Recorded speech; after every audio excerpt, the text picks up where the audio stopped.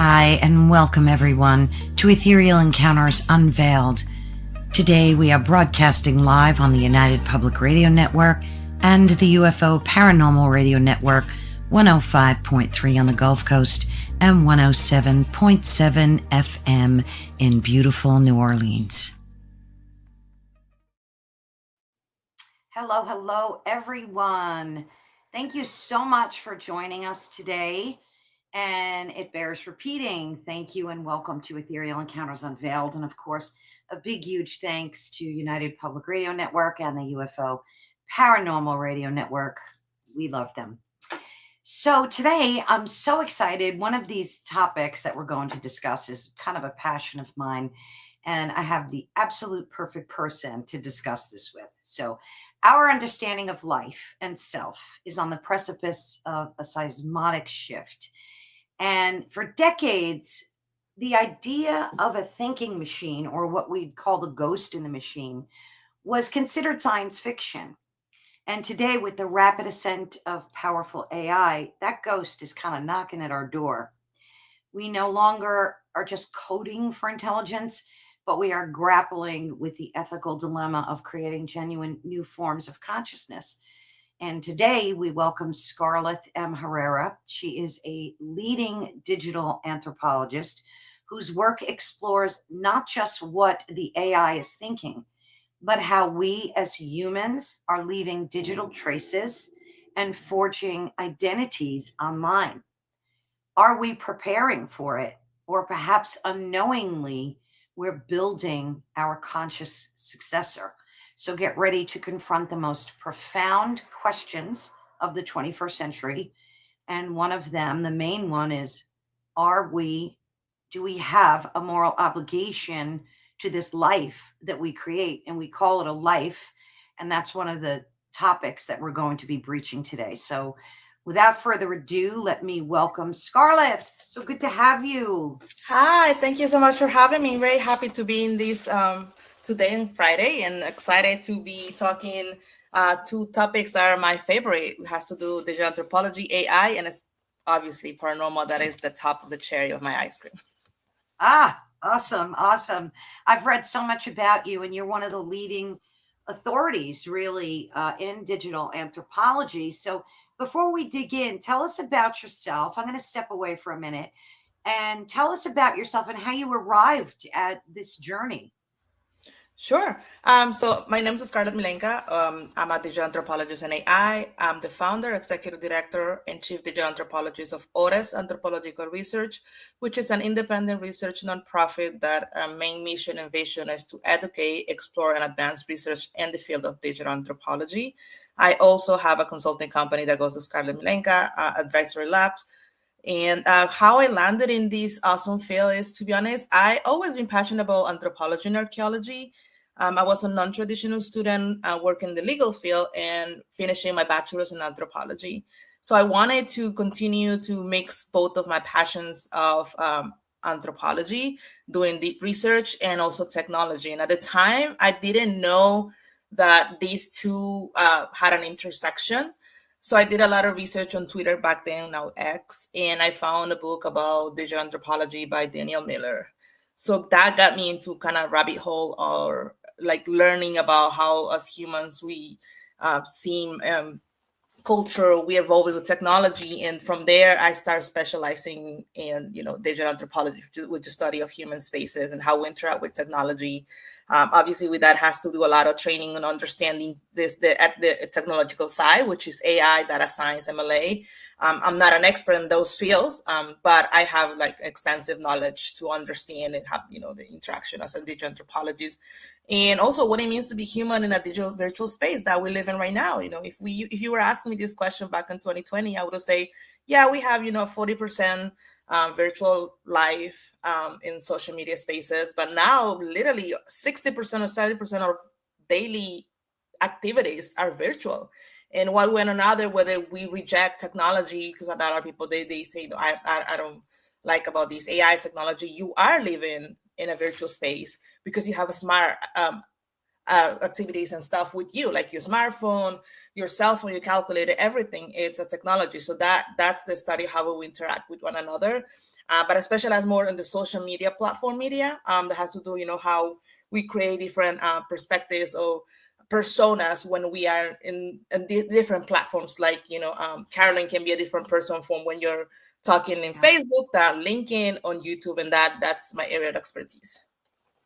Wow, that is so powerful, Scarleth. I love your name too, by the way. Thank you. There's so many questions, and we're gonna, dig in. We'll be all over the place, which is fine. But I'm kind of concerned about social media because, like, I've been in the game using computers for over 30 years now. When they first came out, I jumped right into it and absorbed myself into it. I got my master's degree in instructional technologies, and I've just been in the game. And I've watched, us go from dial up, essentially, which was a nightmare. I don't know if you had to ever experience it, but it was bad. And I've watched it evolve, and I've seen things that continue to blow my mind on a daily basis. One of them being social media. Now, when it first became very popularized, I always thought, oh, that's not the real world. So it doesn't really matter what goes on there because it's not the real world. But I think that's changed today. Am I wrong? Like, it seems like it's included in our lives so much so that people take it as the real world. Maybe you could talk to us about that a little bit. Yeah, and that's a great experience and question. Yes, it basically, like I was mentioning, like nowadays in 2025, 60 to 70% of life is virtual. It's even we're doing a transaction by paying in Amazon, or we're interacting, basically work, it's 100% in a virtual space. You're using Gmail, you're using every technological aspect. You are living in a virtual space more than you are actually living in a physical space.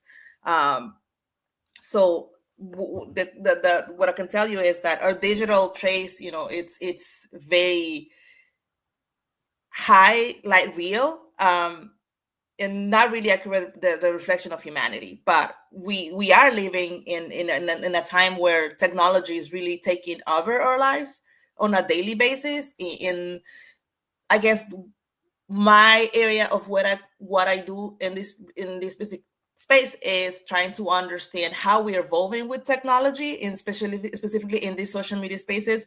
I know that before in 2005, when we have MySpace, it was all fun. When I was still a teenager, decorating your page, your front page, it was fun. Now we're seeing that social media, it's like a really powerful monster that is taking over all of your lives, right? We really depend on social media for news, interaction with one another, with their friends or colleagues or people who live in different countries. So basically, we're seeing that we are really living in a virtual space more than in a reality space.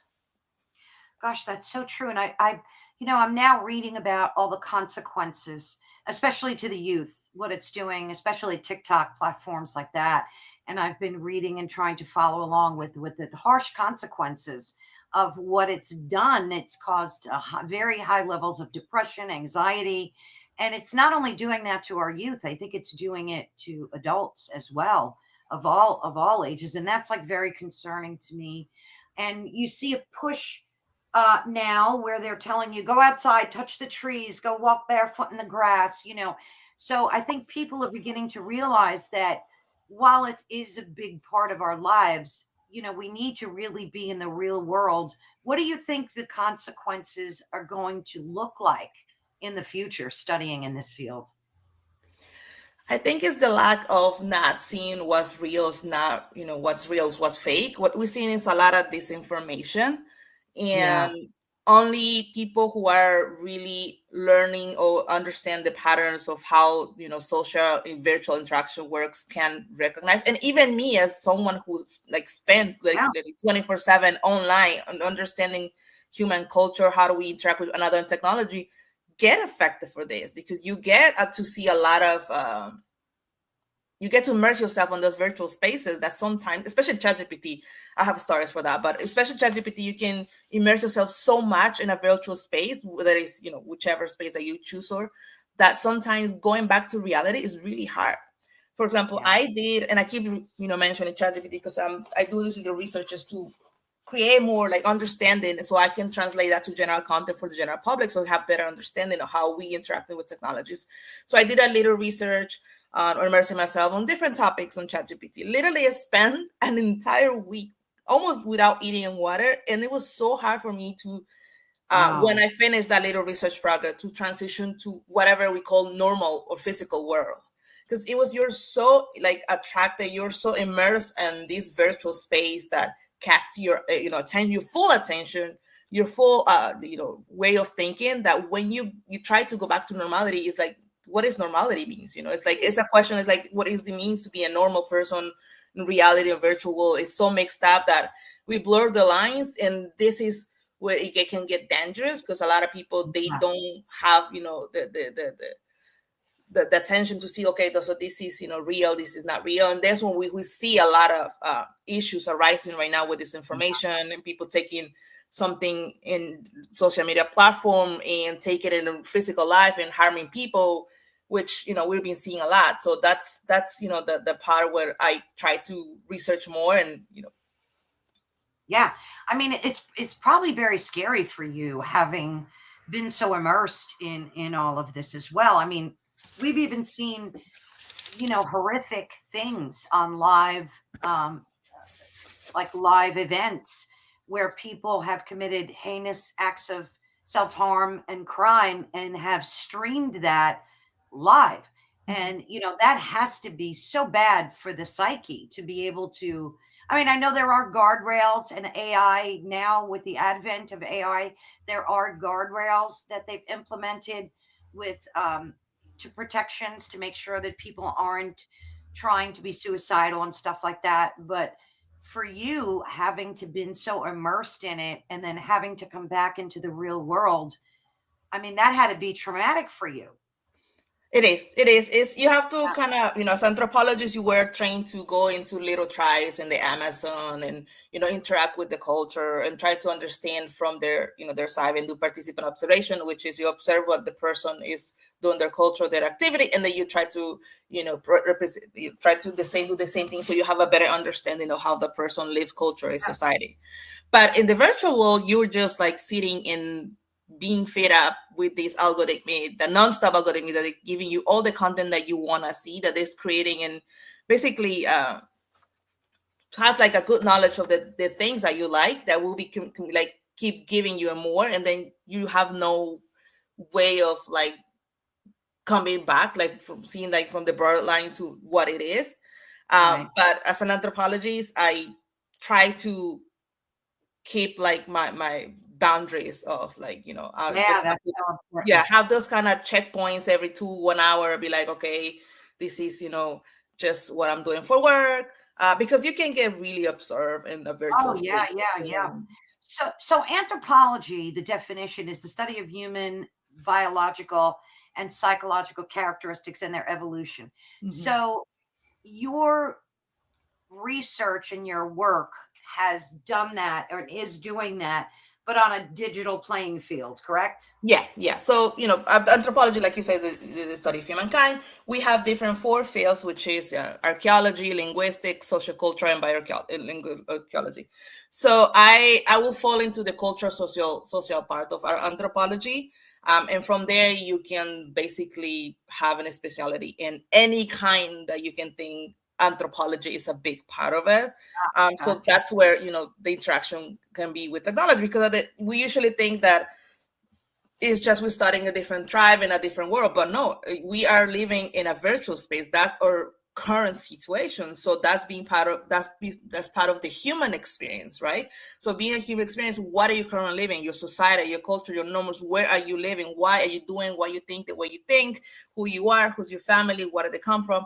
So that's where we live in right now, and that happens to be a technological revolution that is happening with AI and all those digital tools that we are in process of rediscovering, I guess, transformation of humanity, if you can call so, and learning our human experience, or what do we do in this specific space.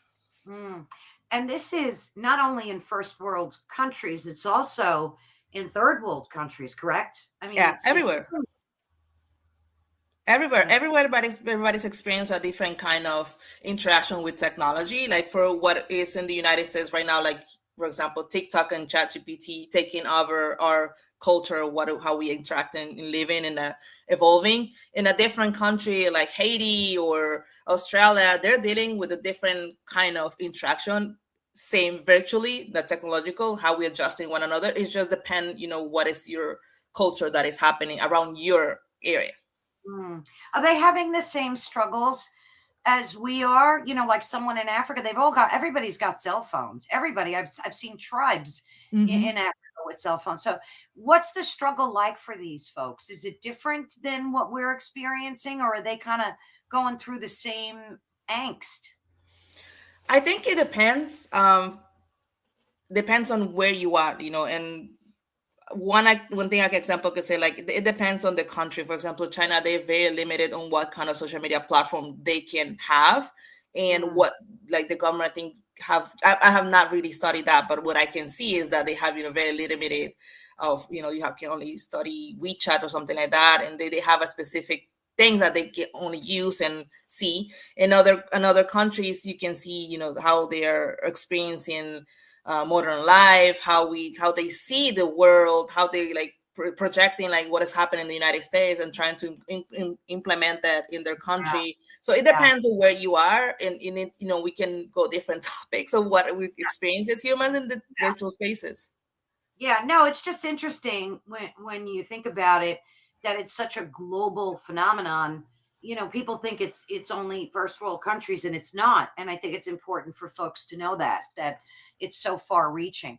So, we're going to dip our toes into different areas, of course, but let's get into AI a little bit, well, a lot, because um, the thing that bothered me personally is the fact that AI uses all of our data to kind of create itself, right? Mhm. So it's taking everything we do, say, create, um, all our personal information, even our text messages, everything, in order to build like its database. So we're in a time where digital content is gold, right? I mean, they're buying it, they're trading it.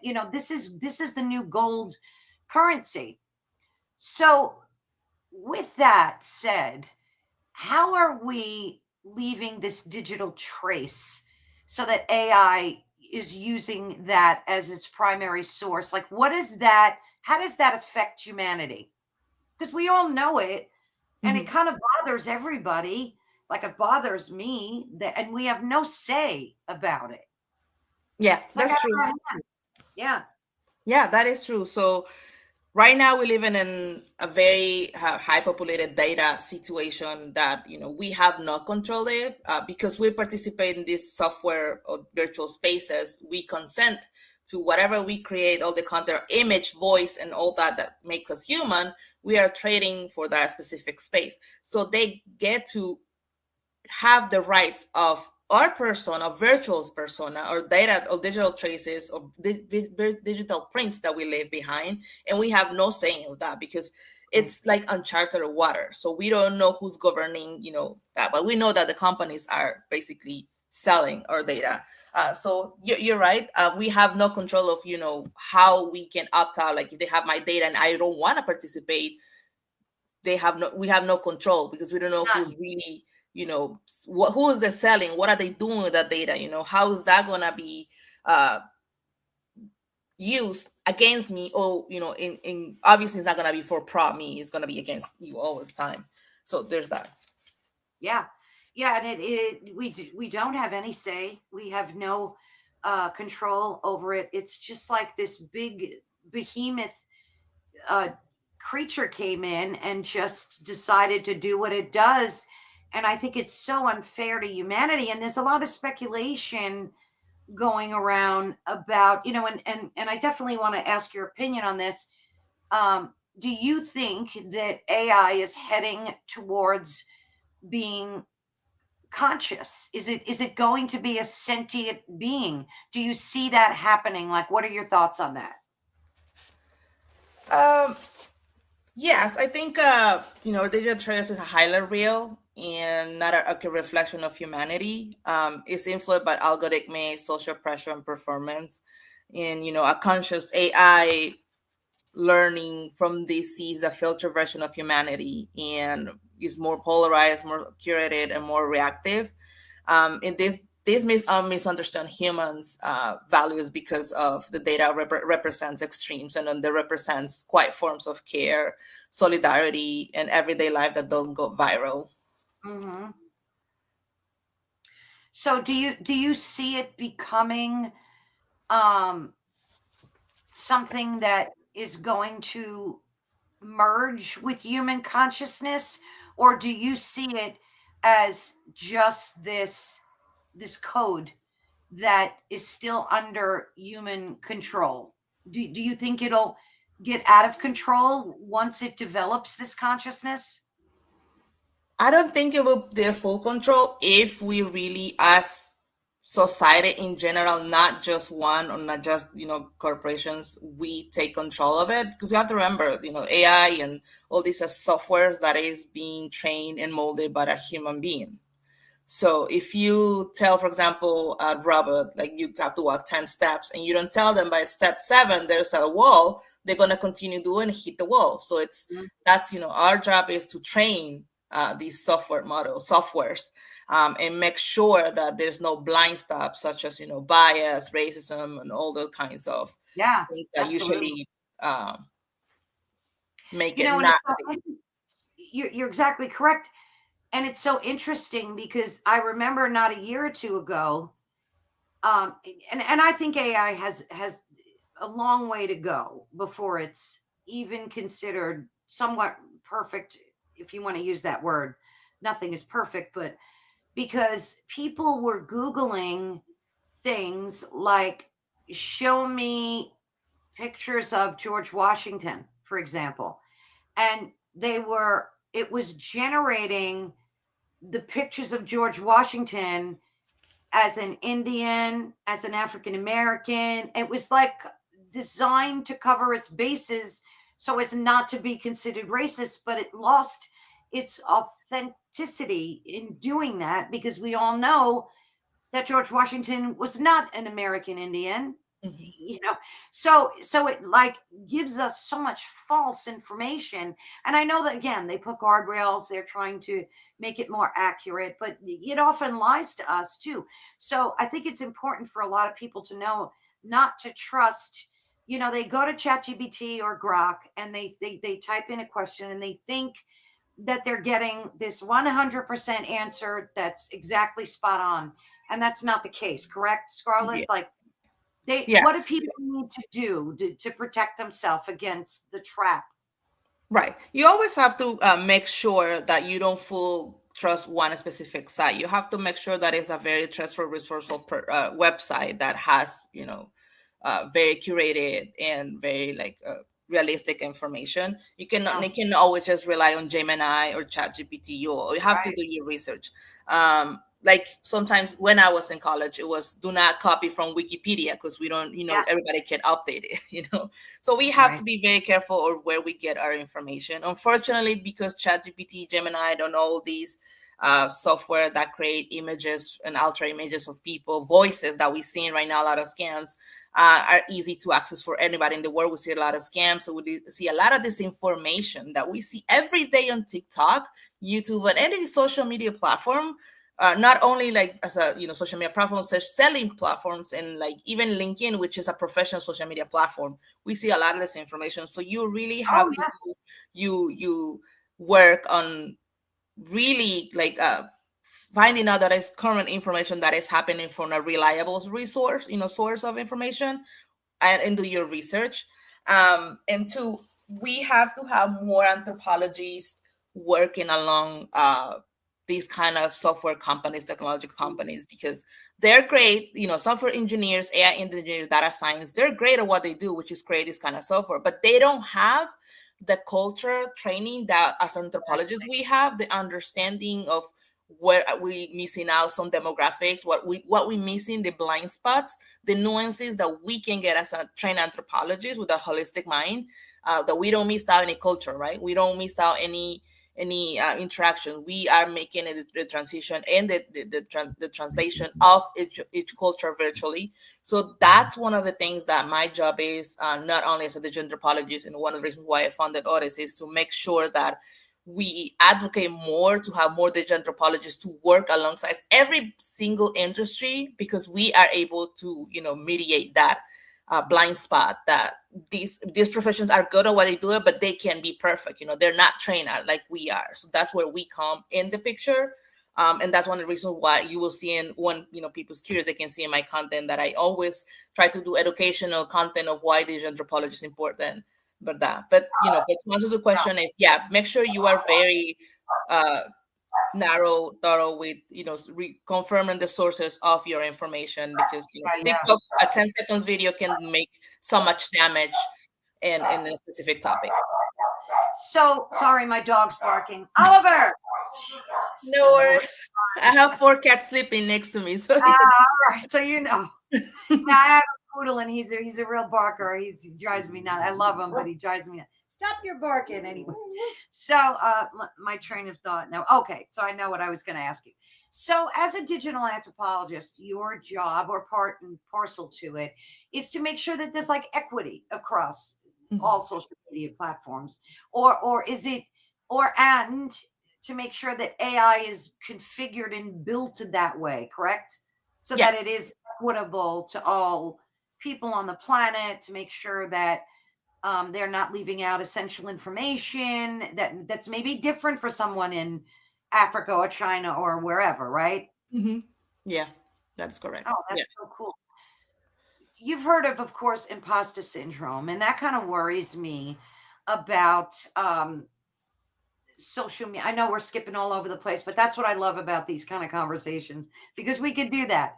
I learned about imposter syndrome years ago, and I thought, and before it became prevalent on social media, and I thought that it was so interesting because initially, like if you go for a job interview, you're going to be an imposter of who you really are, because you want to be on your best behavior, you want to show the best side of you, and so on and so forth, right?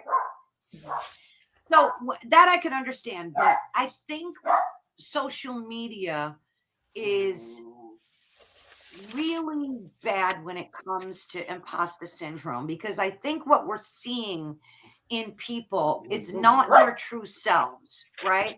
It's like the best of a person.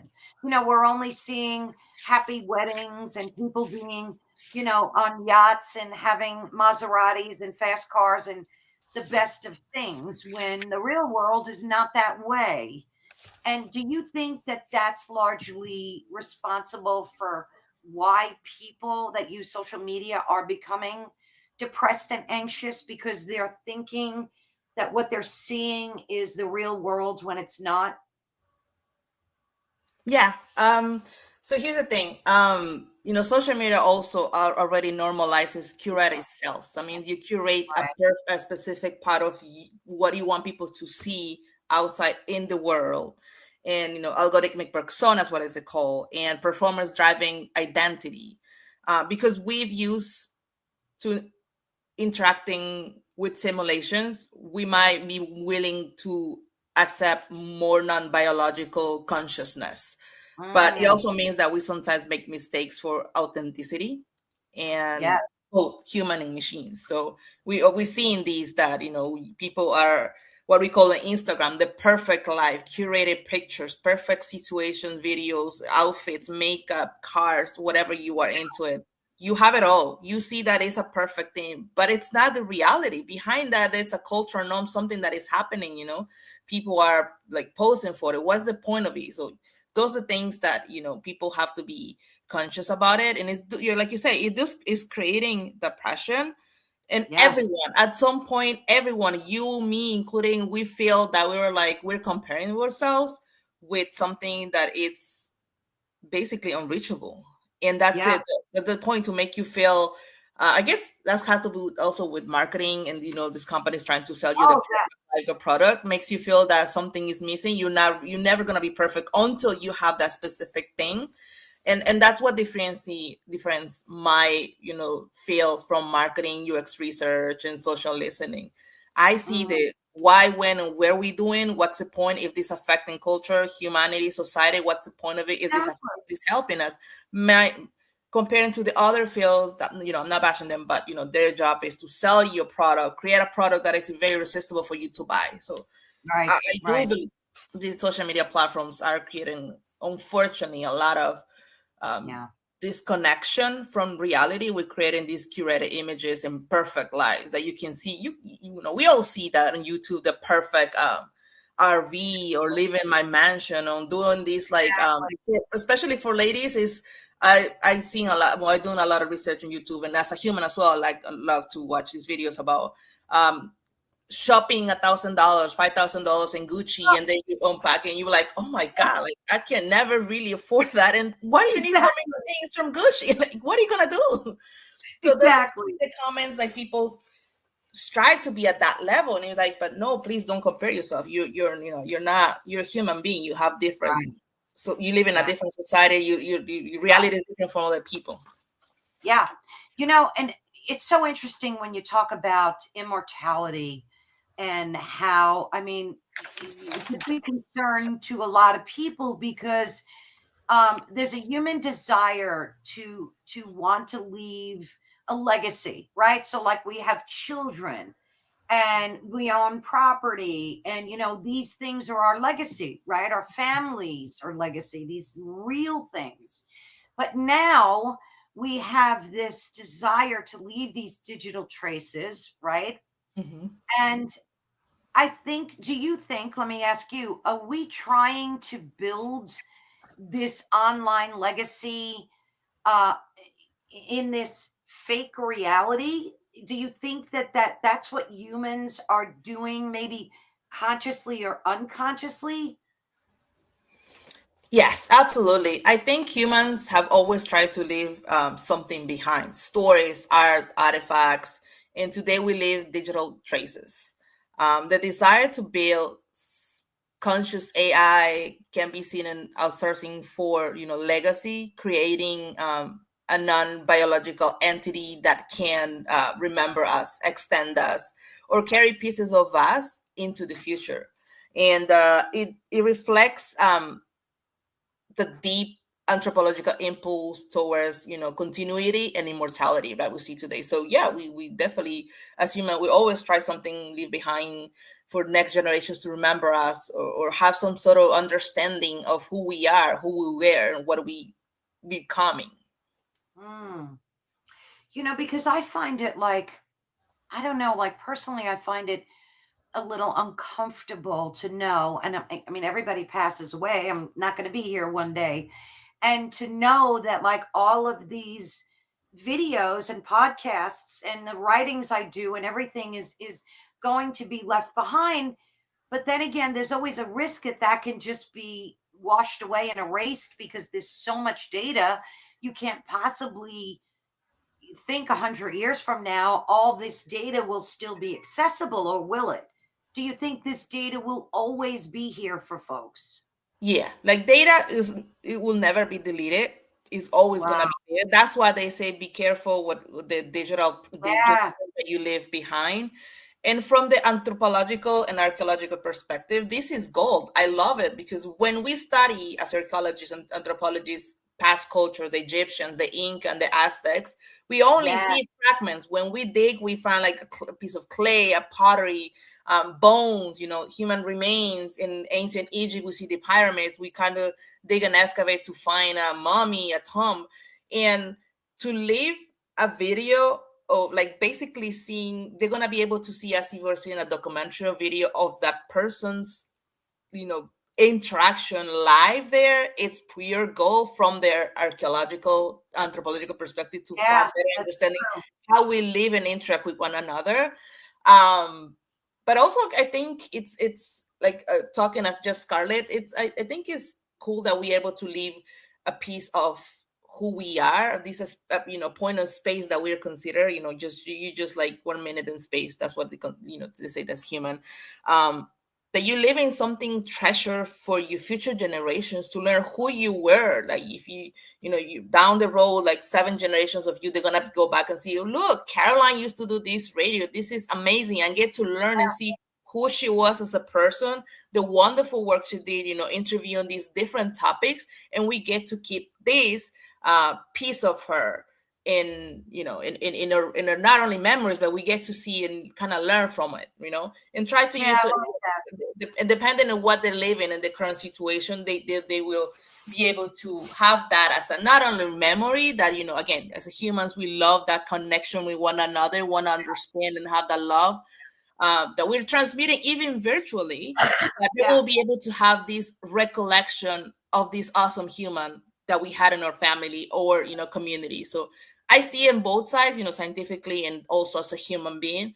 I love it, but I also want to see that people are more educated of the things they're leaving behind, and then how they're interacting with technology, and make sure that they don't take it on the wrong things, their companies, scams, and all that. Oh, there's so much of that too. And now that, with the advent of AI, and as you mentioned earlier, they're mimicking our relatives' voices. And it's so important for people, to be aware. And thank goodness, you go on Instagram or wherever, social media, and people are warning you about this. Don't, because I just heard yesterday someone called with AI, pretended to be someone's dad, and said, "Hey, son, I lost our banking password. Can you give it to me?" Sounded exactly like the father. Couldn't tell the difference. But the irony was the guy's father passed away decades ago. So he knew that it was a scam. But it's very important for people to be aware of these scams as well. Never give out your information, even if it sounds like I think he said, create a safe word so that you and that person, have a safe word to say, "Hey, is this really you? What's the safe word?" That kind of thing. Right. Yeah. That's definitely. We've been seeing that there's all sort of scams, and we all experience that. Like I got the other day a text message from the IRS saying that I own over $10,000, and if I don't pay by 5 p.m. on a gift card, the sheriff will be coming back by my house. And it's like, okay, first of all, the IRS doesn't work like that, and second of all, send him. No problem. But I'm not sending you no gift card. But we also have to understand that we have an elder generation that they're not very tech savvy, and they can be taking advantage of. And we've seen a lot of people, unfortunately, elders, that their life saving blew up in a minute because they didn't know that it was something fake. So one of the reasons, at Orez, we try to create content on technology and implications and pros that is easy to understand for the general public, because we have a lot of this awesome research on AI and digital anthropology, culture, interacting with technology, and they submit a lot of papers of 50 pages, but no general public would sit and read 20, 60 pages of scientific work. So our job as a researchers and anthropologists, and I'm talking this for my industry, is to also don't forget about the general public. We have to create content. We have to translate all these researches that we find of how to make sure that we taking care. We'll learn about all these patterns of how make sure that they don't take advantage of our general population. Yeah. And it's so prevalent. You find now, like, what I think what they tried to do initially was like mirror the real world into the virtual world. So like there's the same commercials, the same types of TV shows. You don't need to watch TV anymore. You can just, use the internet to watch TV. It's like a real mirror of the real world, right? So in doing that, it also brought all the corruption, the evil, the wickedness of human nature, right? It mirrored that as well. Yeah, that is correct. And I think the whole idea of social media or internet was to connect one another, but at some point we lost the really essence of what it means to be human and what we love about our community, because at the end of the day, the whole world is a community that we interact with one another. We live in the human experience. And I guess sometimes, corporations and other people forget about that, and then they see as a profit, and we forget that, we humans, and there's somebody at the end of the other, the screen that is being affected by this.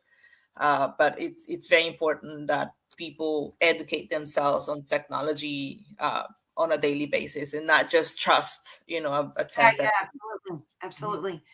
If AI were granted like rights, right, so to say, would that include the right to delete its own digital trace or refuse to be used like as a data set? Do you think AI will become cognizant enough where, and I've seen studies where AI has been using blackmail strategies so its code does not get deleted. Have you heard about that, Scarlett? I'm sure you have.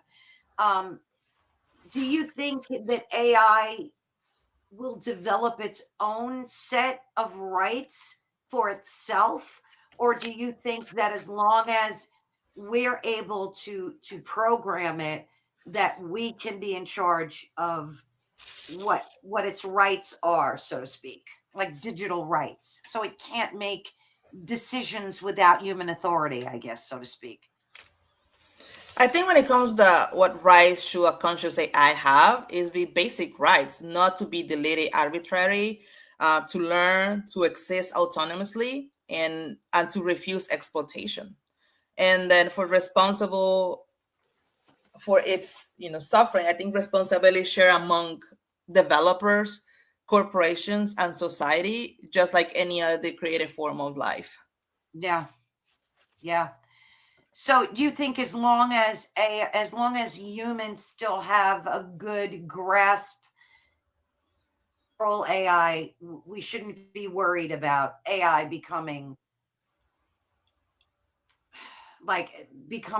so independent that it would overwrite code without authority, I guess is what I'm saying. Yeah, absolutely. Yeah. And, these software machines can be very intelligent and do our work 10 times faster, but they don't function without our knowledge, and what they missing out, it's the human connection, the human touch, the human experience. So that will never be able to replicate that. And as humans, we've seen that we've been saturated with so much content, fake content, real content, all these content that the software, the large model languages are creating, that we are seeing that we are seeking that human connection once again, right? And so Mm, that will never be overpassed by a machine or software, regardless of what other people think or say. Creating, these chips for your brain, all that, I still believe that humanity will always rise up on that. But it's not just for one person to save the day, it's as for us as a society to learn, yes. educate ourselves, and learn and adjust with technology as we evolve and transition to this new era of technology. That's why I always, when I talk and do interviews, and I do on my content, I create this content to educate the general and everybody basically on how technology is evolving with our society. And technology is to educate it. Doing what? Take a basic course of AI. You need to learn AI from the basic, because you cannot really fight this machine if you don't understand how the machine or the software works.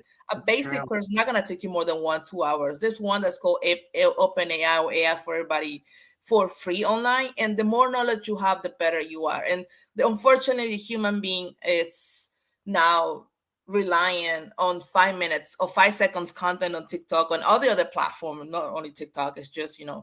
WhatsApp and all that. The people don't really take the time to really um like vet that, see, okay, this is real, this is not real, it's coming from a reliable resource, or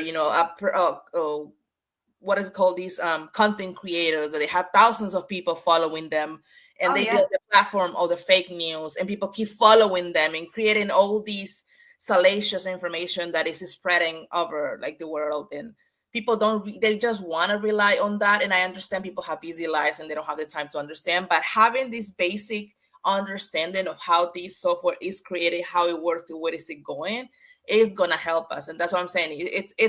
It takes a village. It's just not me as an anthropologist who immersing myself in these virtual spaces. I'm going to save the world. No, it takes a village. It takes all of us, all the citizens of the world, not just one country, one just community, to have this better understanding of where are we heading into technology, because this is going to stay. It's not like, it's like a season that, it's fall, it's spring. No, it's we transition into technological world now. So we're going to be depending, we're going to be interacting, we're going to be living with technology. So might as well just evolve with them and have better understanding of what we're getting ourselves into. I couldn't agree with you more. And it's, I used to be very worried about our autonomy as humans and how do we maintain that, our sovereignty, our autonomy, when we're part of this collective now.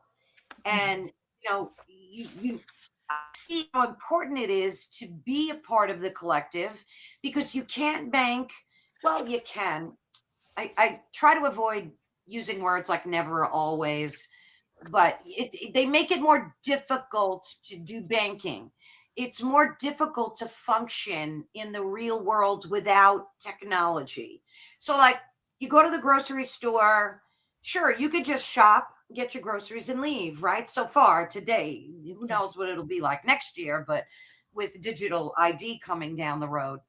But when you have an app on your phone that offers you coupons, you go to ShopRite or wherever, and you have the app and it says, oh, $1 off if you use the digital coupon, most people will want to take advantage of that and use the digital app, right? Mm-hmm. So my point is that there are still holdout people out there that refuse to take part in, and it's mostly older folks, yes, and unfortunately, we're all going to just pass away, and then the world will be taken over by the millennials and Gen Z, Gen X, and all of these people will already be fully immersed in technology. So there won't be a soul on the planet that's not immersed in it, correct? Mm-hmm. There's not going to be many holdouts, right?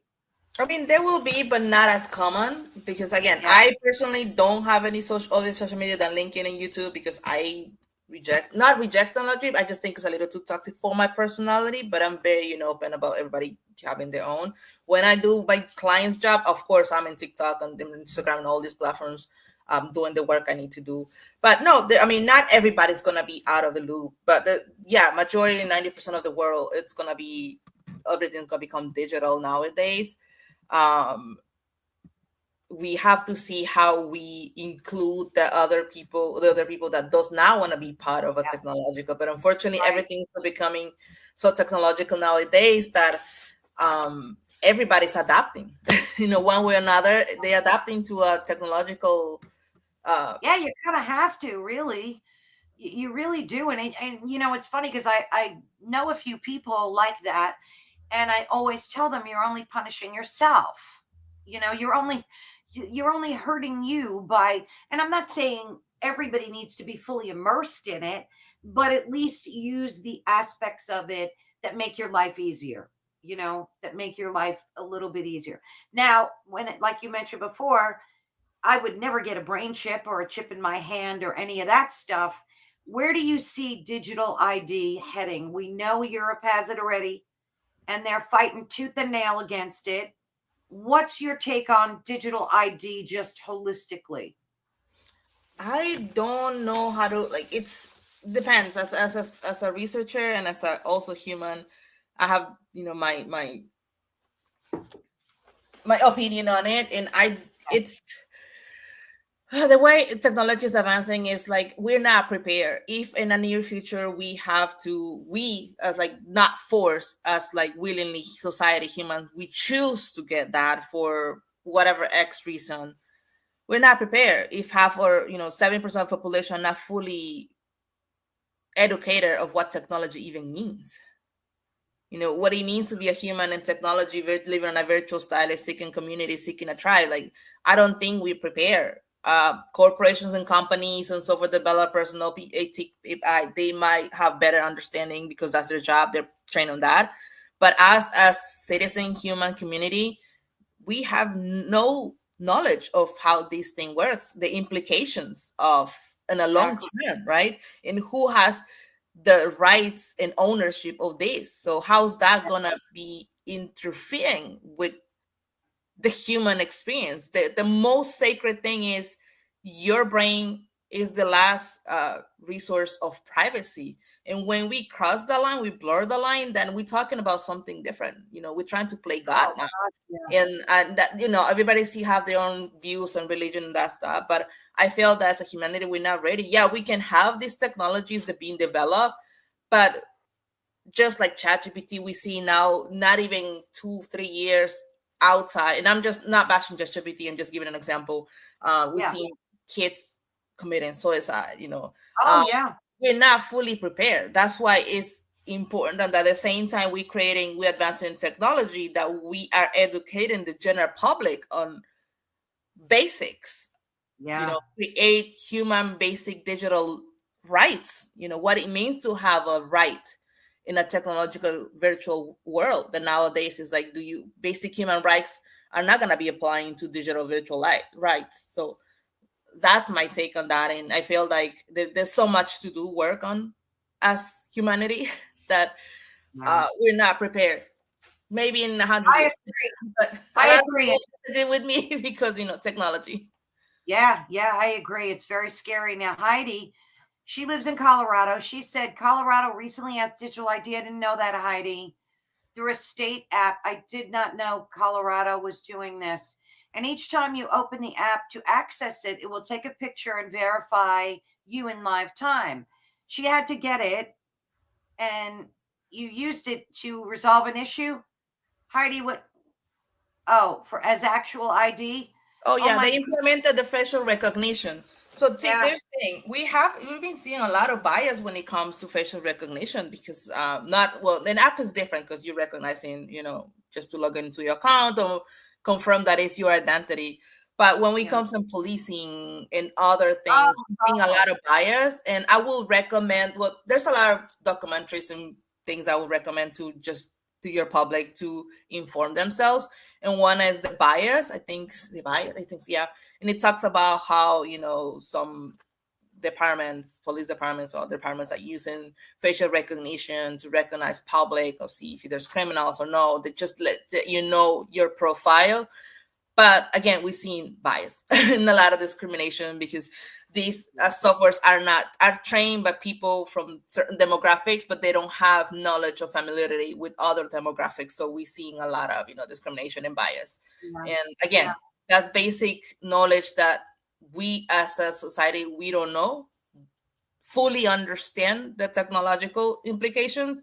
And that's something that software companies and all these people who creating this amazing software that is supposed to help humanity, supposed to make your life yes, easy, have the responsibility to educate the public, create content that is easy, absolutely. understandable, so people understand what they get themselves into and choose for themselves if they want to be part of it or not just impose it.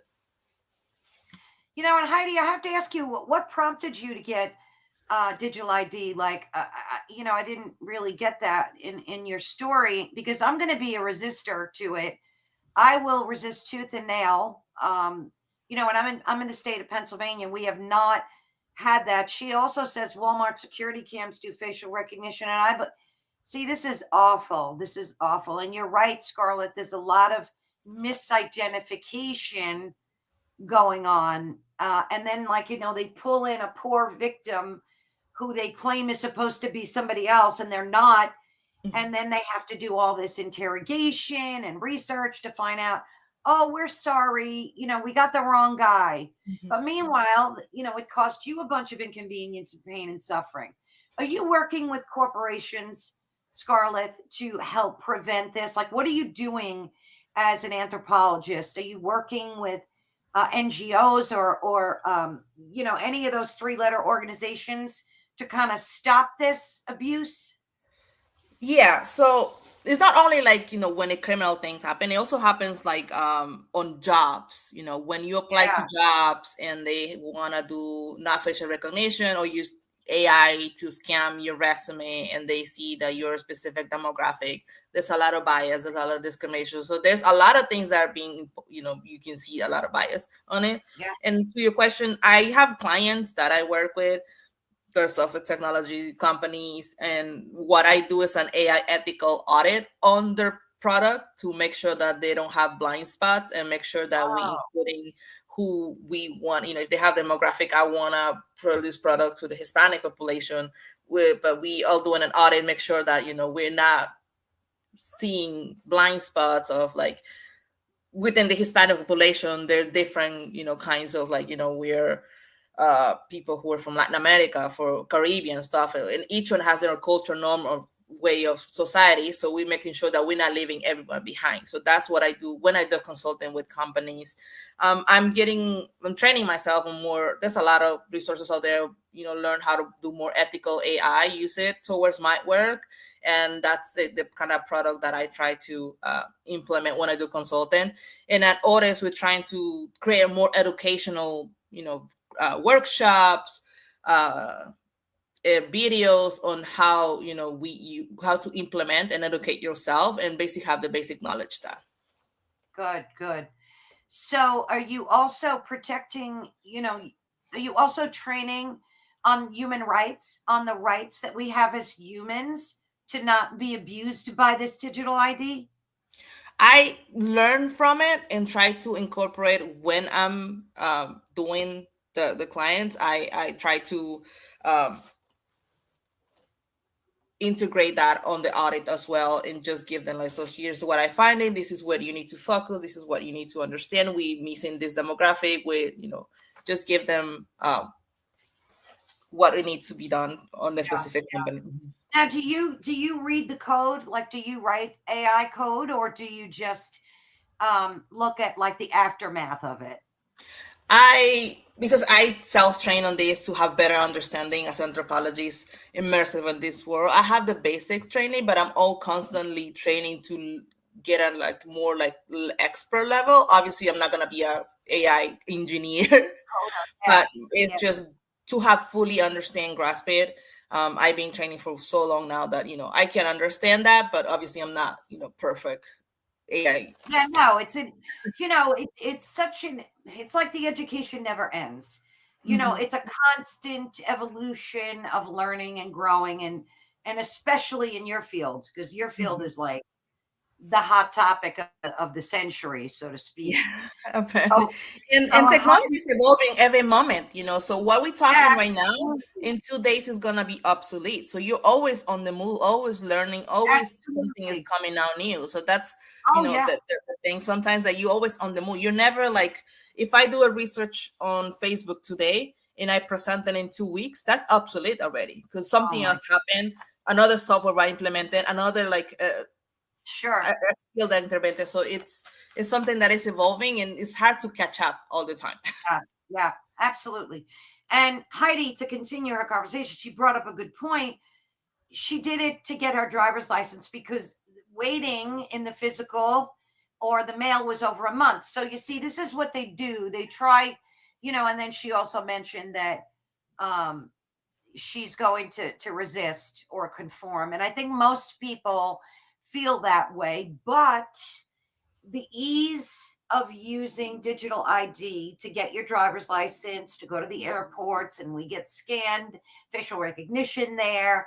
I mean, it's a nightmare. We feel like, Scarlett, like our lives are not our own anymore. There's no such thing as privacy. We feel invaded. Mhm. There are cameras everywhere we go. Everything we do say is being recorded. When you go to a restaurant, you're being recorded. When you're afraid you go in the bathroom and you're getting recorded in there. So what do you think this is doing to the human psyche in terms of the death of privacy? Oliver, stop it. What do you think it's doing to the death of our privacy?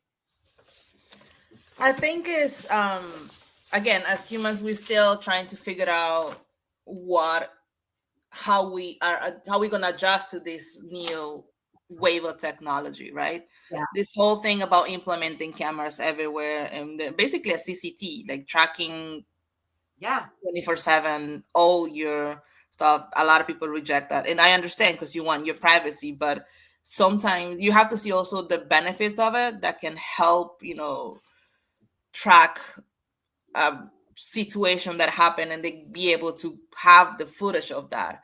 um Regarding the rights of us having, feeling that we are monitored all the time, I understand that feeling because I don't want to be monitored all the time. When you go to Right. TSA, you present your ID, they scan. Sometimes you have to scan your fingerprints, they scan your facial recognition, but they also have the option that once they, scan your face, they can, what's it called? Delete. You can tell them, please delete my image. So they're gonna delete it, and they're not gonna collect it as they do. I feel, again, we still in the early stages of trying to understand what does this mean, and that's why important for people to understand and educate themselves, not just have a TikTok video of people to explain to you. No, you have to have the time to learn and understand what is going on Yes. in order to be able to, I guess, activate or being an activist or talk to your representative about why, and educate basically your people, your surrounding, of the benefits of the implications. Because you can just say, no, I don't like it, I don't want this, I reject this. But if you have no knowledge of why it works, how it works, and we can make it better or not, it's also, on people's part. We Yeah, have to, you're as so a right. society, work together. Yes, and self-education is so important. Don't just take for granted what any AI bot tells you. So that's absolute. I wanted to touch upon this topic with you because I find it fascinating. Um, Not long ago, they developed what's called grief bots. I don't know if you've heard of them, where it can mimic so much so the voice and personality of your loved one that has passed. And I've seen videos on it, and I've seen people use it, and it always leaves them in tears and hysterics. Now, my husband passed away 4 years ago. I would never, ever, ever think of creating a grief bot to mimic my husband's voice and have actual conversations with him as if he were still here. There's something about AI that wants to breach the paranormal. It's all over social media. People talk about it constantly. Is AI sentient? Can AI get a consciousness? Um, there's something about AI that's just not right. It doesn't sit right with people. It gives people weird feelings. You've had some paranormal experiences in your life, right? Mhm. So let us know, did you have them growing up? Like what was that like for you when you entered like the world of high strangeness and you had a paranormal events or activity around you? What was that like for you? Sure. Well, I being a obsessed and I love the paranormal. As a matter of fact, I watched yesterday another episode of that. I'll let you know. I'm always watching. I'm very interesting, and I guess I was an anthropologist from the moment I was born because I was questioning, answering. I was like, I love this culture of way of thinking. How we grieve our loved ones once they pass, how we remember, how we use their essence, their memories for us to feel connected with one another. And that topic is very will be sensitive in a way for a lot of people because as a researcher, as a scientific, you can talk from scientific way. Yeah, it works like this and then that. But what about if you put yourself in that position that, for example, when my grandma passed away, it's like, oh yeah, it's different, because it's not, you're not talking about as a person or as an example. You're talking about as a human being, someone that you lost, that you love, and you having a hard time moving on because all these memories and all that. Oh yeah. So it's a tricky answer. In the way I see it, I guess technology and people who created this are so into trying to have that one last time, one last touch, that communication with that person that you miss so much, and by reason that if you are religious, you will see them eventually in a different life or not. um so I guess they're creating this in a way to have some sort of release of their grieving. How they grieve, it depends of, how they see this.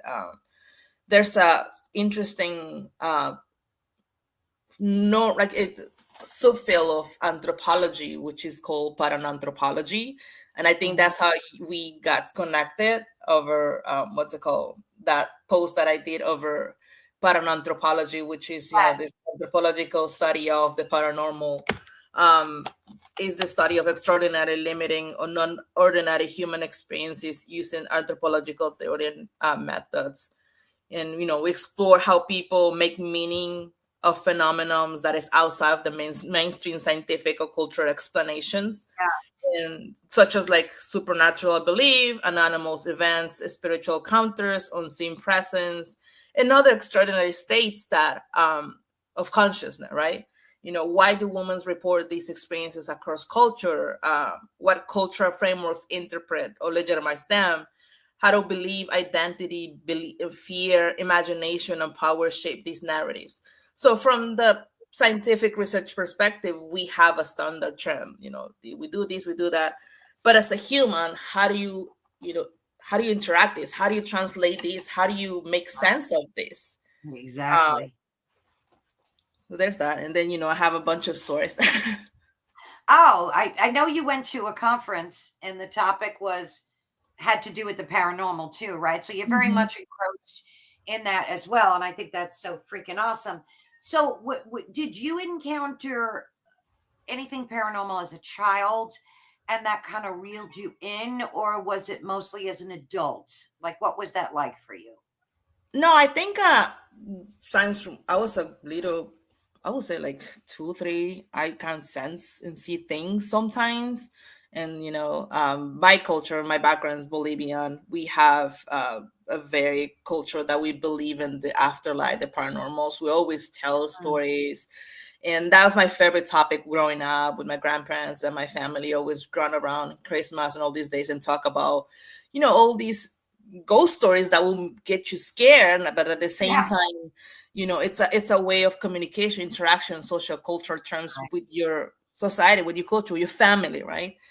So I'm always be passionate to understanding what it's afterlife, what we leave behind, who we are, and just putting all the scientific and research professional aside, as human is like, I just want to know what happens to the people who really, if you believe in in certain religions, you cross the line, you reincarnate, or whatever that you believe. There's a lot of stuff people believe is like, what happens when you don't cross? For example, seeing a lot of TV shows of really bad accidents that the person died Yeah. instantly, and they don't even realize you're Yeah. dead. You Yes. stuck in a I Yeah. guess space that it's not Yes.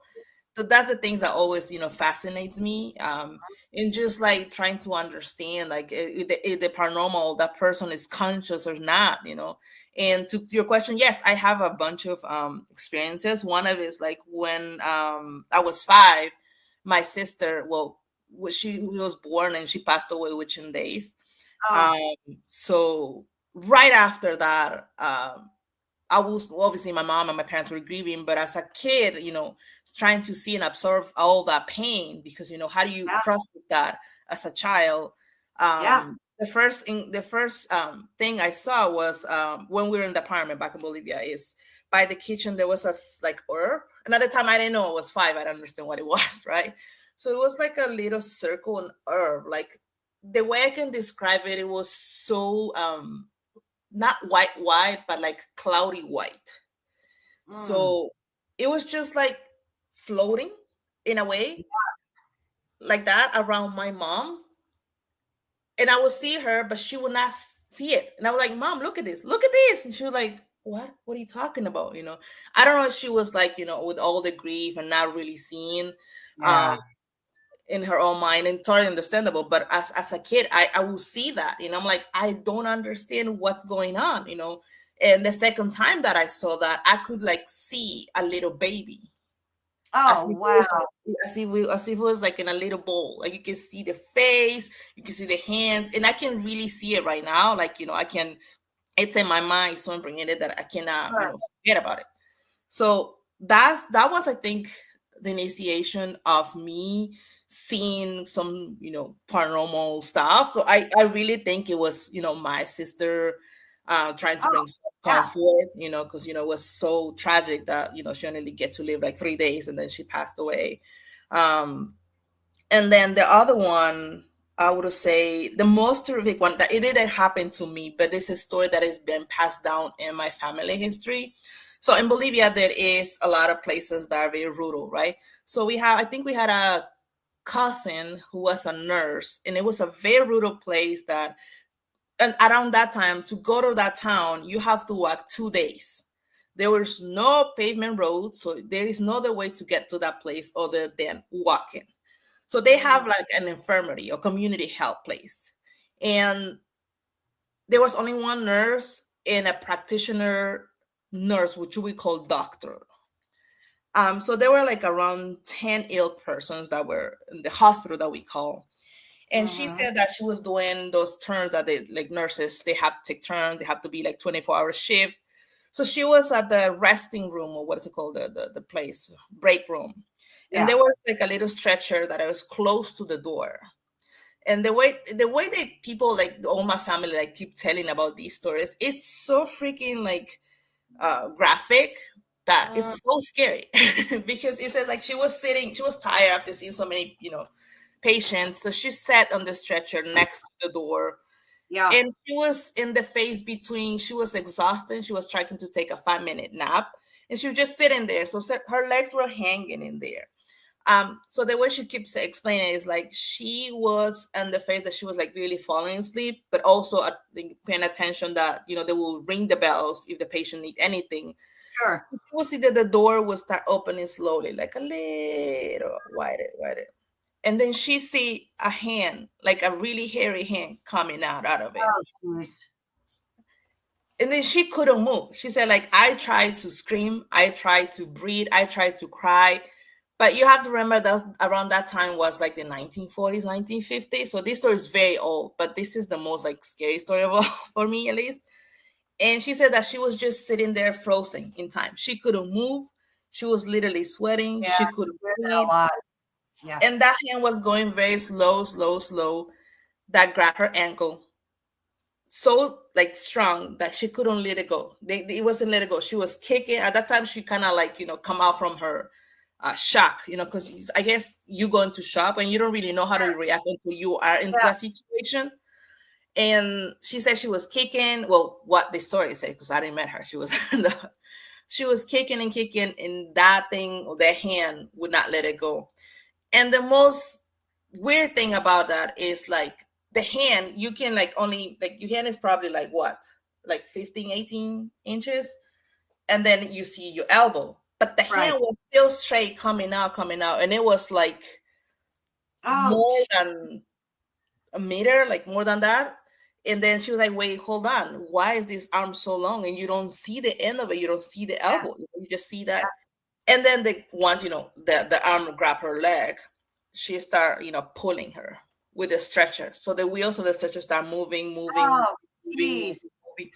And at that time she froze again, and she couldn't speak, she couldn't yell. She was like, what do I do? When I'm sure that when you have those situations, you're so, frozen, scared that you don't know, you're Oh, like, yeah. what's going on? Your adrenaline's going. Yeah. You want to scream, you want to cry, but your Right. body is in shock. So to make sure, the story is, once she was ready to make the turn at the door, the arm just pulled her all the way to the store, and it's about to make a turn and see what it was on the side. Some of the patients ring the bell, and the hand disappeared. She didn't see that the hand like Oh, just, pull on or anything, just disappear. yeah, yeah, yeah. And then she started running. She saw the patient, everything. And the next day, she thought that she was just exhausted and thought that, what is going on. Fascinating. And she saw that she has a huge bruise of a hand on her neck. Ooh, So that's that's one of the scary. most terrifying stories. And the other one that we always see or talk about is we call el descabezado, the guy without head. Because there's always Oh, like guy that was drunk and fall asleep and at the train rails, and the train came and caught him. got his head Dead. off. Yeah, and then in So the like, what's traditional the way, what's the religion of Bolivia? What's the predominant religion in Bolivia? Catholic. So we're very Oh, it Catholic. is Yeah, Catholic. I'm not anymore. I'm not religious anymore. But yeah, you're raised basically in Catholic religion. So you have all these beliefs that if you suicide, Yeah, yeah, I'm Catholic, so I'm Mhm. surprised I didn't realize. You don't hear much about Bolivia. It's like No, it's never unfortunately, in no. the news really, and you don't really too much about it. Um, what? Okay, were you raised Catholic? Like, were you raised indoctrinated in that faith? Like, did you receive your sacraments? And I'm Yeah. asking because um it's so interesting how as Catholics we're taught about good and evil, and there's Mhm. always this battle between good and evil. How Mhm. do you manage the dark, like I don't mean the physical dark, but like the dark side of reality, because even in anthropology, I would imagine you would have to study that at some point, because as Yes. humans we're affected by good and evil both, right? Mhm. Yeah. So Yeah. what's your take on it personally too? Like, how do you navigate the darkness in the world? Sure. Yes, I was raised, baptized, did my first communion and my confirmation as a Catholic. But after that, I decided that I did not want to be part Yeah, of that religion. So I guess the way to say is I'm still learning, because one, you can say like, yeah, I don't believe in any religion and I yeah. just move on with my life, but there's evil in the world, and Oh it has to come from somewhere. I guess one of the as an anthropologist, it's very difficult to sometimes deal with the horrors of the ugly side of humans. How the really shit that we can do. Excuse my language. yeah, that's Um, perfectly and appropriate. I try to and I don't reject just the religion at all. It's just I try to incorporate the good norms that I learned. Respect one another, uh, do good without sin, and all that stuff. And yeah, sometimes it gets to you. So I just try to come in a place of centering myself, breathing. And you will think, this has nothing to do with religion, but at least for me, it helps. I found some sort of piece of connection, rather than, some people pray and they go to church, and that's awesome. That works for you. That's what you believe in. Awesome for you, but it depends on what do you feel like. I feel that I believe more in the universe, like law of assumption, and nature and all that now. So for me it works better to More center myself. spiritual. Yeah, Hmm. you're more spiritual than religious, to so to Hmm. speak. Yeah, but I do believe in all these religions, because as an anthropologist you learn from all religions, including, it's gonna be controversy, but Satanism, Church of Satan, you were like, Yeah, what? But it's recognized as a religion. absolutely. Unfortunately, it's just like what it is. And you learn that all these customs that you say, Santeria, or all the Yeah, things that you see in New Orleans that use how the witchcraft, they were like legit religion. It's just how people being tweaking it through the years and making it different from what we really mean and what it was, right? yeah.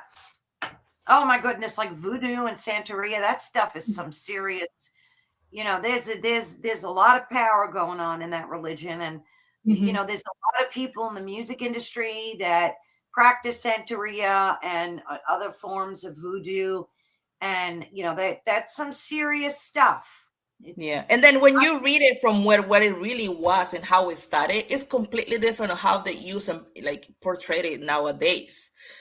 So that's why I know people are some people are very fanatic in their religions, and in my opinion, that's not too good as well, because you have to have some sort of your own thinking and try to decide for your own, not be influenced by someone's imposing the religious belief and thinking you have to do this because that's what God says. No, you have to Right. have that your own also way of seeing things and believing, again, respectfully to whoever religion is. I just Yep. say that from my own perspective, from my own experience, from being growing up in a religious place, not that like as very conservative, but I just, my way of thinking now has changed, has evolved. And as an anthropologist, you have that holistic mind. You don't just like stay in one place. You Exactly. are open to learn about different customs Yeah. and how other people live, and not just like impose your own views on how you got raised. So for me, it's different, and again, respectfully to everybody. That's how I see things. I'm not gonna lie saying that I do still struggle when you see what it has to do with the devil. Yeah. You see all Very those true. exorcisms, and a lot of people don't believe it. If you're Catholic, you believe in this, the when they do exorcisms and Oh all these yeah. things. Yeah. And I was watching a lot of YouTube videos on people who actually do investigations on this, and it's crazy. It's like it puts you in a state of like what is true, what is not true, because at the end of the day, it does exist. Whether Oh, you it try does. to avoid or not, it's like it does Absolutely. exist. It does. And Heidi mentioned earlier too that it has to do with people's intentions. And that's so very true. Um, we're all victims of each other on this planet. You can either be a victim of someone's love, which is a beautiful thing, or a victim of their hate and horror. And as an anthropologist, that's why I mentioned to you, because it's good and evil is part of our mores and values, and it's who we are. Do you think that in the world globally that there are more good people than there are not so good people? Like what's it been like for you studying, about people's cultures and values? Do you think people are good by nature? Yeah, of course. We are good. We're humans. We care for one and each other. Sometimes we get distracted on things that are not, they're bad things. But at the end of the day, humanity always will rise upon us. And we're here uh, to live the human experience, would help one another. I think social media had helped do an excellent job on that, and highlighting and implementing all these community based, where you can find your tribe, your community. If you make up, if you do mechanics, if you like dogs, if I'm a cat person, if you're a dog person, if you like ghost stories, you Right, find your right. community where you enter your sense of belonging. And as a Yeah, humans, we're good, but at the same time, and it's very important that we are rise above all the hate and all the misinformation and all that horrible things that happen in the world. It's already bad enough that people die every day. There's like a horrible sickness and illnesses that take people away. So I think as a humanity, humans are amazing, but we just have to stop focusing in what's not important and just it's and focus on what's really important. And one thing that I learned from being an anthropologist and becoming a minimalist is a quote that I always, phrase it when I'm about to buy something and I don't need it, is like, love people and use things. That's ah, that's very nice. profound, at least for me, because it's Yeah, love people for who you are, who they are, what they bring, for the yeah, yeah, sense of yeah. culture that they bring, and use things, not do the other way around, like use people and love things. Exactly. It's so interesting. You're a minimalist. That became a thing, like I'd say 5 years ago, where everybody wanted to be a minimalist. So they would like get rid of furniture in their homes and like get rid of all the junk in their garage and their basements. And they just want to pare down their life. They just Hmm. wanted life to be easier and less Hmm. cumbersome. Is that what your goal was when you did that, when you decided to be a minimalist? Sort of. When I discovered minimalist was on 2015 with the documentary The Minimalist from Joshua, um, Willflower, and Nick. So they did a documentary talking about how they become a minimalist, and the importance of like not just things but yourself. And then I saw a lot of YouTubers doing that, and for me was like soul searching situation that I was like, you get so saturated with now, especially with social media platforms, you're so saturated with ads telling you need to buy these, buy this, buy that, Black Friday. Oh, If garbage. you go to the stores right now, especially Dollar Tree, you will see Yeah. there's Valentine stuff already. Like, can Oh, I yeah. just Be leave careful. Christmas first and then we go to the next one? So it's a world of consumerism, materialism that, unfortunately technology is part of that as well, They and are. consumerism, marketing, all these things, these companies that they want you to buy to make you feel so inadequate that you don't need Yeah. anything else but to buy that product, otherwise your life is miserable. So Yeah. And you get to the it's scary. point that you get saturated of that, all those targeting ads algorithms. Always you go to YouTube, you go to you everywhere. When you're looking at your laptop, your computer laptop, you'll see all these ads that are Yeah. targeting you, buy this, do this, blah blah blah, that you just wanna like push out everything and Great. Yeah. have nothing. I prefer to have just a nothing and be okay.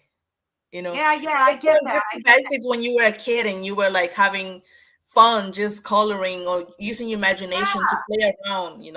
And I guess for me was that I wanted. I'm trying to be an extreme minimalist, but I have a long thing so that because I We still love all do. things. We all I do. love things. Don't you think But it's against? Don't you think it's against the human ethic code for our phones to be listening to us to the point where if you say a word like, say you never shop for dog food, mhm, say you don't own a dog, but for a day or two in your phone, you intentionally say, I need dog food, I need dog food, I need, and then all of a sudden you start seeing ads on your social media for dog food because our phones are there's patents for each phone, whether it's Apple, Android, it doesn't matter, where it listens to your words, it does target tracing, and then it starts putting these ads on. I mean, see, I have such a big problem with that. It breaches all ethical boundaries for me. mhm. What are you going to do as a digital anthropologist to make sure that our rights as human beings are protected? And across all ethics, globally. Right. So this is the thing. Everybody thinks, and I thought so too, that your phones are listening. Everything is listening to you, but it's not. It's just predicting your behavior. Algorithmics are tracking. For example, your phone is not listening to you 24/7, but they're constantly collecting data that makes it feel like it is, when it's actually just happening in a combination of tracking your online behavior, such as searching. What you search in Google, makeup. If you go to Reddit, when you go to Facebook group, are we looking for ghosts? Are we looking for cat trees? Are you looking for what's the best treat for your dog? Are we looking Mm, where we can find the best grocery shopping this week? Where I can buy milk for $1? How can I create the perfect ring for my car? How can I reach this generation? How can I do a TikTok video? How become millionaire? How to work remote? All these examples so people feel related. So they're tracking your online behavior, like I said, and the apps are sharing data with one another. So Facebook is sharing data with oh TikTok. yeah, Mhm. And yeah. then As we their before, location they're tracking your location. So when you location. download an app, you have to make sure that you are turning off all these AI data training options. They're tracking your location, they're prediction the algorithm means, and it's in the adding the ad targeting system that is what infer what you want before you even say it out loud. So they are predicting your behavior. They're decoding who you are as Caroline, and they're foresighting, and they're gonna, if you right now we're talking about ghost and you're not talking to your phone, then in 2 minutes after we end this meeting, your phone is gonna suggest you to buy makeup because they just predicted that that's what you're gonna head after talking about ghost stories.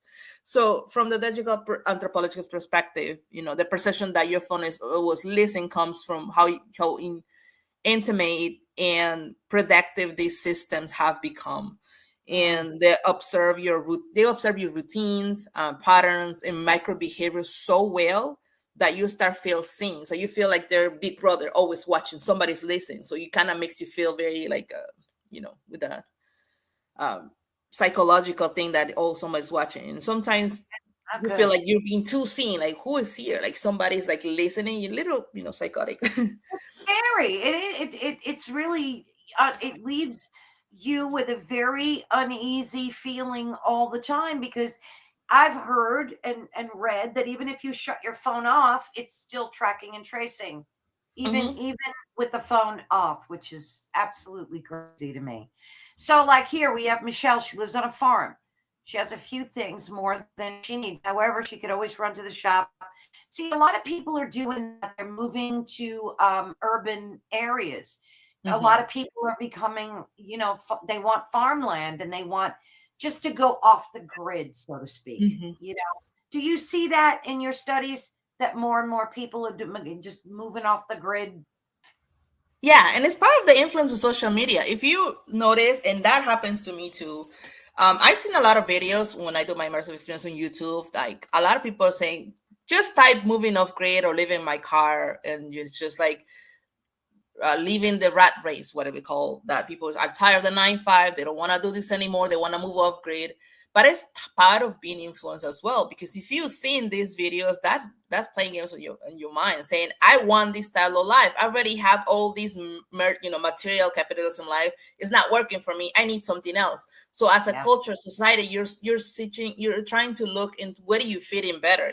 You obviously, I'm tired of these material things. I don't want this anymore. I want a peaceful life, or whatever it means to have a peaceful life.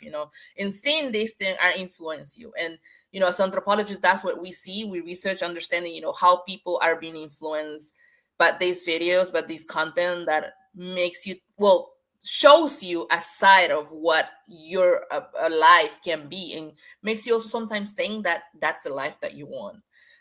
But again, it's Yeah. not just, it's just as a researcher trying to understand how, as humans, we are, evolving with technology. And this is part of the research, understanding how platforms influence people, human behaviors, into Yeah. them thinking that they need this, or they need to live this bank. And I'm part of it, because I love those videos of seeing people just take off and do nice Oh, yeah. things, or seeing extreme minimalists It's when a they nice have only one fantasy. underwear, and that's like, that's it. Right. Yeah, no, it's a nice fantasy.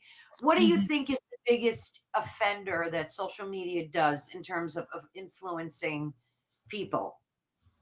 What's the biggest thing that offends you? Like, that brings you concern, that you're like, wow, this is not good. The inflammatory disinformation that is happening currently, uh, putting each other against each other. Yeah, I that's don't, awful. as humans, I don't think we are created to hate on one another, or impose our views in one another.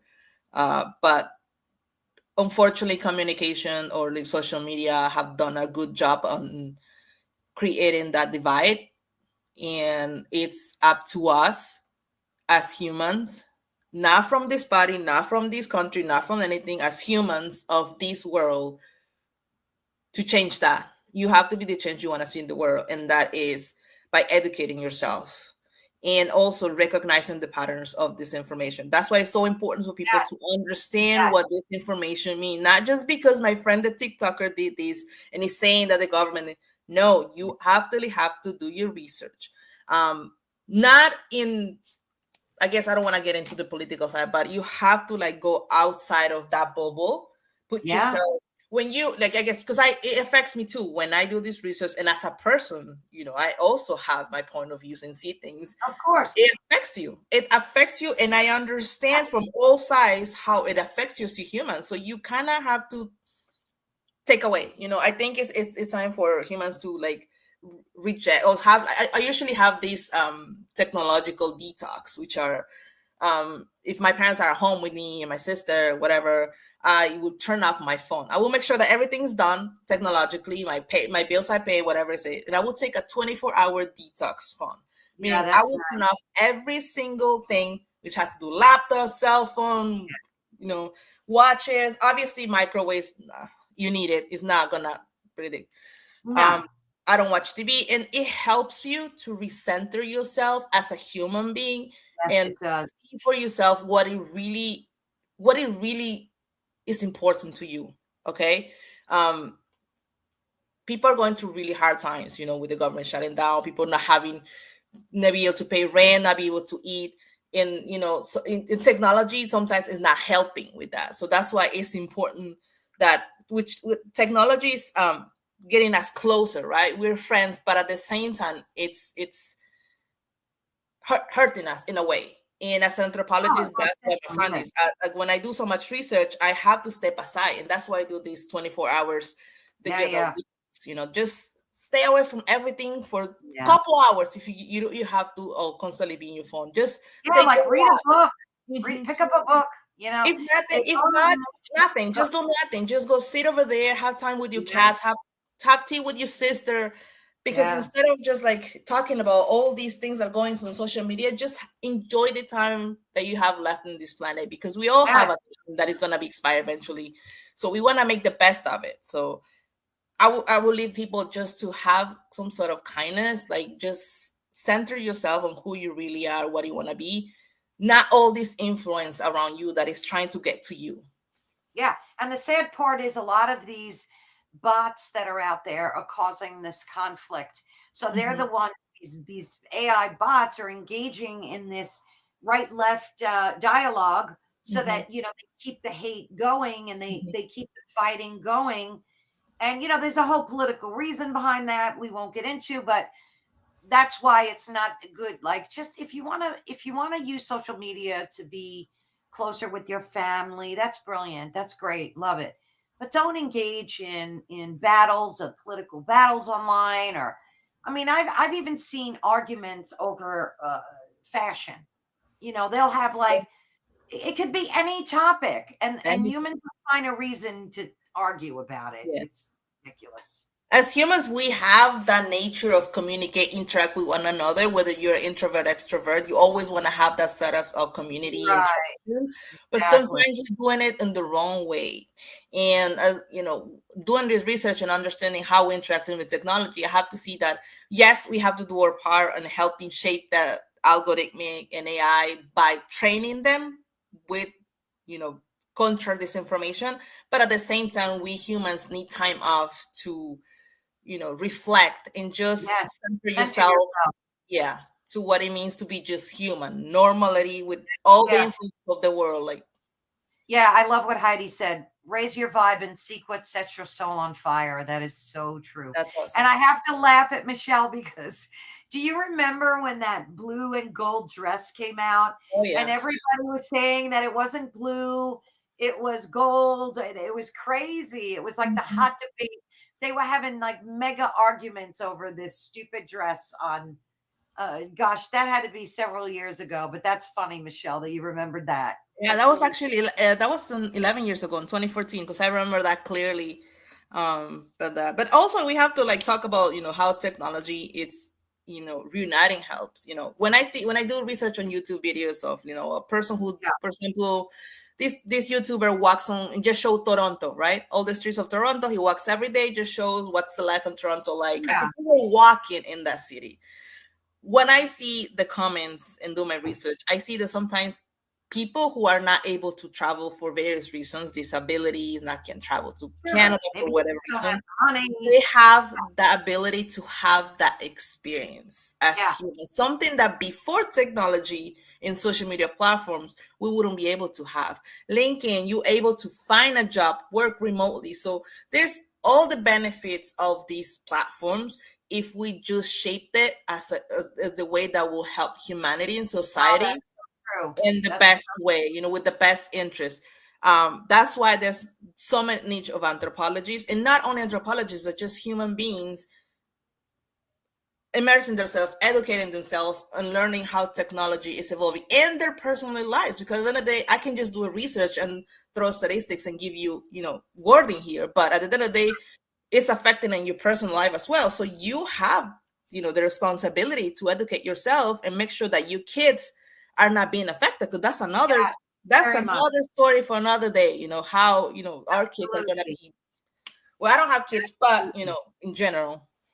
Yeah. No, that has to be a big like source of contention for you, is seeing what this is doing to the children too. I think that's why they're putting a lot of guardrails on a lot of these apps too, where they have to be a certain age before they can use them. And I mean, I think that's a great way to protect the children. You But it's have not to. only that, it's not just putting all these norms that you cannot log in at 13 or 13. You have to have actual people who work on understanding the algorithm and the software to make sure you tell the engineers who creating the software, okay, you are messing up on this, you need to put a stop in this, you have to try to work with this culture, you have to implement this and this. So that's why the anthropologists are so important in the field, because it's not just like putting guardrails, it's also learning from the patterns of behavior of this software and how it's making damage, and how can we do better for the Oh, future. that's This so is great. gonna So stay you for us. mean in the development, you mean in the actual development of these apps, Yes, right? yeah. Oh, And wow. Wow. advising also. And advising, I do advise couple companies, and uh sometimes they don't see it. It's not because they're bad at it, it's just they don't see it, they're not trained. So when an anthropologist comes with this open mind perspective and understanding of how each other works, then you say, okay, so when I do your social media audit, I will tell you, this is, you're missing out this demographic, you're missing out this is, this is your blind spot, you need to work on these, and to make it more ethical, inclusive, and responsible for Yeah, everybody. and I agree with that. It should be. It should be. I think too, as humans, we get so like myopic when we're doing something. We only think of like America. They don't see outside of that bubble, and I Mhm. don't think it's intentional half the time. I think it's just they're just so blindsided by their own environment and their own lives. But it's good that you're bringing awareness to this. I think it's great. We absolutely need it. Anything you want to say in closing, Scarlett, about what we talked about today? Anything you're working on in the future, like any projects you're working on you want to share? Sure, yeah. Again, we're going to be launching our website pretty soon. I've been building that from zero. That was my personal project. And then there, I'm going to be sharing more events, workshops, and all that stuff. And everything is free for the public or everybody to have a better understanding of how to take yourself with technology and how it's evolved with our lives. And just like uh, educate yourself in technology and training, and just be Oh, an wonderful. awesome human being. Just be a human being. Just enjoy this experience that we call in life. Absolutely. So when you'll have to, after your website is launched and you have things up and running, you'll have to come back and show us the change we need to be. Okay. Yes, definitely. And I hope we can do another topic about it, only ghosts, because I have a lot of bunch of ghost stories Oh and yeah, yeah, UFOs. yeah. Yeah, no, I'm very curious to see what you guys are doing to make the change happen, because that's what we need. The AI needs a lot of work, and these apps need a lot of work, and it's such an important thing in this evolving tech world that we live in. So I commend you for your work and thank you. And like I said, once your website's up, give me a holler, and I'd love to have you back.